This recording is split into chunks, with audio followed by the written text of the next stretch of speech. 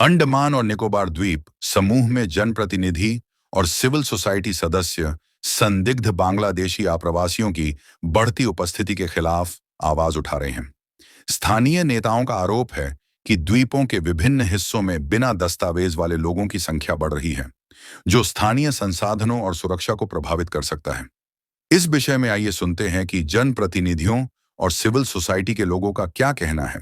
सभी को मेरा नमस्कार। अंडमान लाइव चैनल को बहुत बहुत धन्यवाद। ये इश्यू बहुत गंभीर है। अभी आप पूरे इंडिया में देखता है, सारा जगह में रोहिंग्या भर गया। उन लोग की वजह से आज जितना भी क्राइम होता है, मैक्सिमम क्राइम उनका ही वजह से होता है। तो इसीलिए हमने डीपीसी में भी आवाज उठाया था कि इसके ऊपर कुछ एक्शन लो। तो डीपीसी में तो पॉजिटिव रिजल्ट, पॉजिटिवली बोले इसके ऊपर एक्शन हो रहा है, हम लोग तैयारी कर रहे हैं।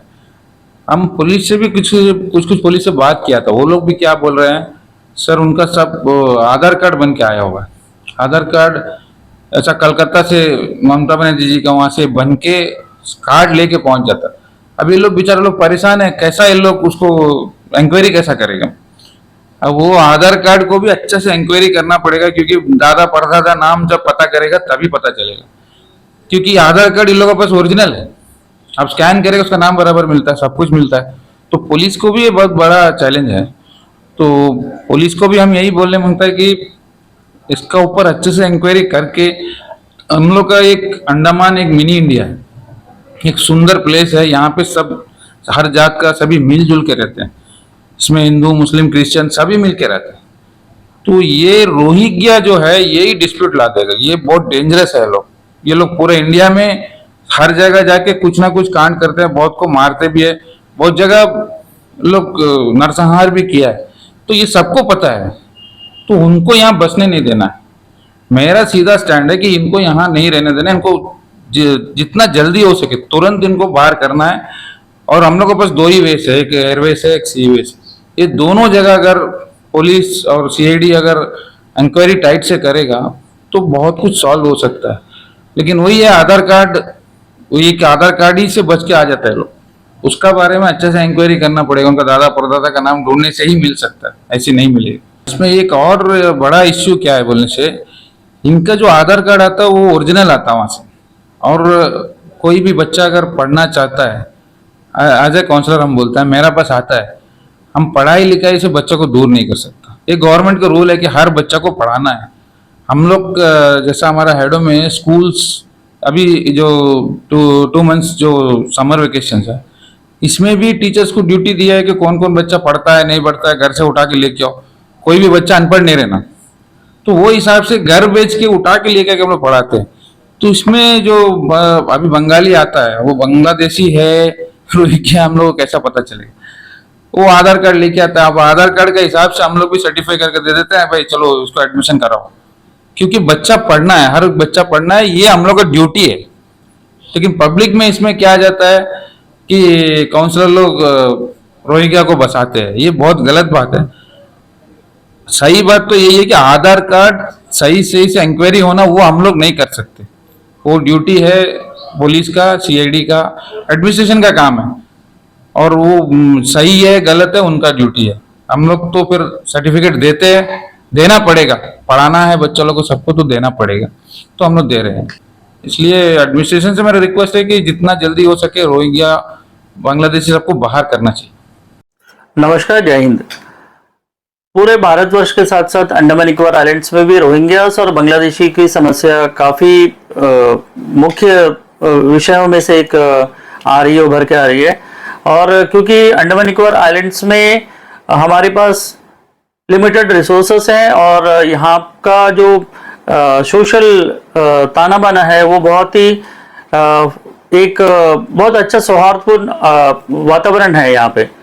बांग्लादेशी और रोहिंग्यास आने के बाद अवैध तरीके से जो आके यहाँ पे पूरे भारतवर्ष के साथ साथ अंडमान निकोबार में भी जो लोग बसे हैं, इसको लेके हमें एक कॉन्क्रीट स्टेप उठाना पड़ेगा ताकि आने वाले भविष्य में हम लोग इनके जो दुष्प्रभाव जो है उससे बच पाए। तो क्योंकि लीगली अगर देखा जाए तो इनके पास सारे डॉक्यूमेंट्स मौजूद रहते हैं, जिसके वजह से ऑफिशियल्स को जानकारी होते हुए भी, जैसे हम उनको देखते हैं, देखते हुए भी पहचान सकते हैं कि ये भारत से नहीं है, ये बांग्लादेश या रोहिंग्यास हैं, फिर भी हम कुछ नहीं कर पाते क्योंकि उनके पास वैलिड डॉक्यूमेंट, वो लोग डॉक्यूमेंटेशन के साथ में रहते हैं। तो हम इनको कैसे यहाँ से अंडमान से निकालें या फिर इसका हम कैसे इसका समाधान कर पाए। तो इसमें इम्पोर्टेंट हमारे तरफ से ये है कि जो हमारे बीच में आके रहते हैं ऐसे लोग जो भी है, हमारे जो किराए में रहते हैं या फिर हमारे आस पड़ोस में रहते हैं, इसकी जानकारी तुरंत हम पुलिस को दें।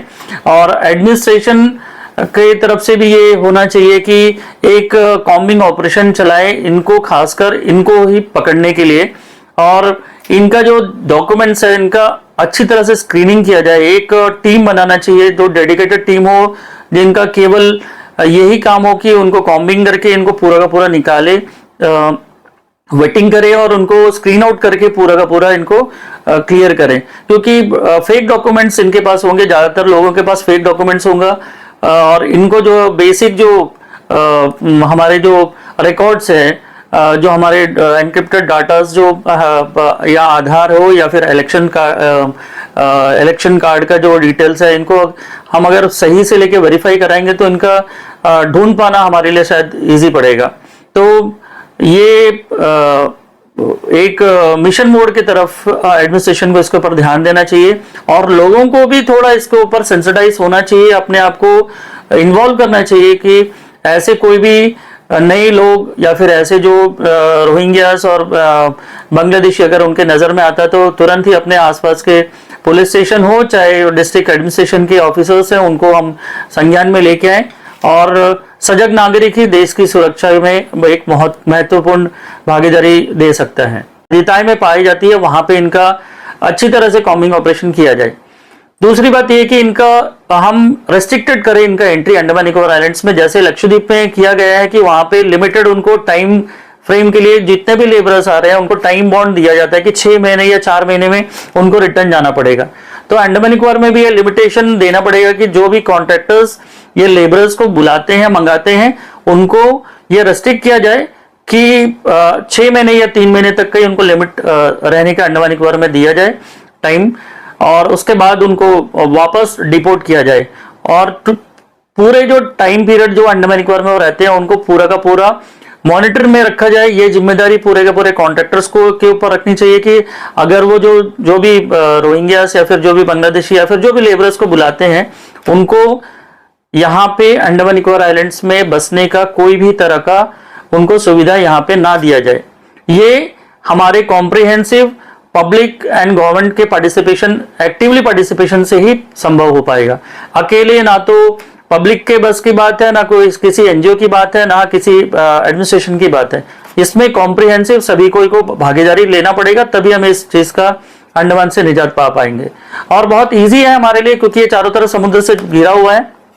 कहीं भाग के इनफ्लक्स का 2 ही रास्ता है, या तो शिप या तो फ्लाइट। ये 2 जगह को हम चेकआउट करें अच्छे तरीके से तो बहुत जल्दी हम इससे निजात पा पाएंगे। आशा है कि डिस्ट्रिक्ट एडमिनिस्ट्रेशन और पब्लिक और पीआरआई हम सब मिलके ये जो रोहिंग्यास और अवैध बांग्लादेशी है इसके ऊपर हम कार्रवाई करें, और अंडमान को जैसा है बहुत ही एक सुंदर प्रदेश है, इसको हम ऐसे ही मेंटेन कर पाएं। धन्यवाद। जय हिंद। नमस्कार।